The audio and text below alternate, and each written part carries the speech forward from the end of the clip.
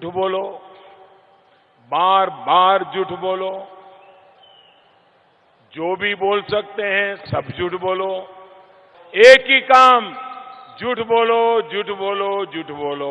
लेकिन अब अगर चुनाव से पहले झूठ बोला या चुनाव के लिए झूठ बोला तो महंगा पड़ सकता है, क्योंकि अब सरकार संसद में एक ऐसा बिल लाने वाली है जिसके बाद पेड न्यूज, फेक न्यूज फैलाना इलेक्टोरल ऑफेंस यानी कि चुनावी धांधली में गिना जाएगा और इसके लिए सजा भी दी जाएगी।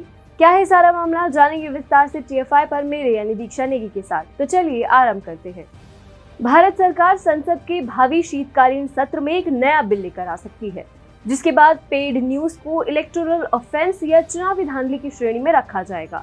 इंफॉर्मेशन टेक्नोलॉजी के संबंध में कार्य करने वाली संसद की स्टैंडिंग कमेटी ने इस संदर्भ में अपनी रिपोर्ट में सर्वसम्मति से ये निर्णय लिया है। मीडिया रिपोर्ट के अनुसार नए बिल द्वारा पेड न्यूज के चलन को प्रतिबंधित या नियंत्रित किया जा सकता है। स्टैंडिंग कमेटी ने अपनी रिपोर्ट में ऐसे सुधार के जरिए पत्रकारिता में नैतिक मूल्यों के उत्थान की बात की है। मीडिया रिपोर्ट के अनुसार कांग्रेस नेता शशि थरूर की अध्यक्षता में कार्य कर रही संसदीय कमेटी ने सरकार से रिपोर्ट के माध्यम से मांग की है कि लॉ कमीशन के साथ मिलकर इस मामले पर आगे बढ़ा जाए। कमेटी की रिपोर्ट में बताया गया है कि लॉ कमीशन ने भी चुनावी सुधारों पर बनाई गई अपनी 255वीं रिपोर्ट में भी ऐसे ही सुधार लागू करने की सिफारिश की थी। लॉ कमीशन ने पेड न्यूज को चुनावी अपराध की श्रेणी में रखने की मांग की थी। साथ ही कमेटी ने फेक न्यूज पर नियंत्रण के लिए इसकी परिभाषा के दायरे को बढ़ाने की सिफारिश की है।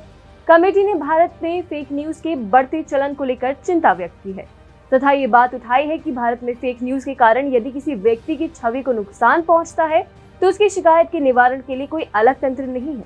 जिस प्रकार से अपराध के लिए पुलिस विभाग के रूप में शिकायत निवारण तंत्र है, उसी प्रकार social media, print media, electronic media अथवा अन्य किसी माध्यम से फैलाई जाने वाली फेक न्यूज पर नियंत्रण तथा दोषियों पर कार्रवाई के लिए कोई अलग तंत्र नहीं है। इसलिए कमेटी ने अपनी रिपोर्ट में सूचना एवं प्रसारण मंत्रालय को इस संदर्भ में एक नया तंत्र विकसित करने की सिफारिश की है। मीडिया रिपोर्ट के अनुसार समिति ने अपनी रिपोर्ट में कहा कि यह शिकायत निवारण को मजबूत करेगा, जो न केवल पीड़ित व्यक्ति या संगठन की मदद करेगा बल्कि मीडिया में नैतिकता के मानकों को बनाए रखने में भी मदद करेगा। पिछले दिनों राष्ट्रीय मीडिया द्वारा कुछ राजनीतिक दलों के हितों की पूर्ति के लिए कई बार फेक न्यूज फैलाई गई। आधी अधूरी जानकारी पर ही मीडिया ने खबरें चलाई, ये सोचे बिना कि इसकी परिस्थितियां कितनी हिंसक हो सकती है। उदाहरण के लिए हाथरस में कथित रेप कांड को लेकर तरह तरह की खबरें चलाई गई।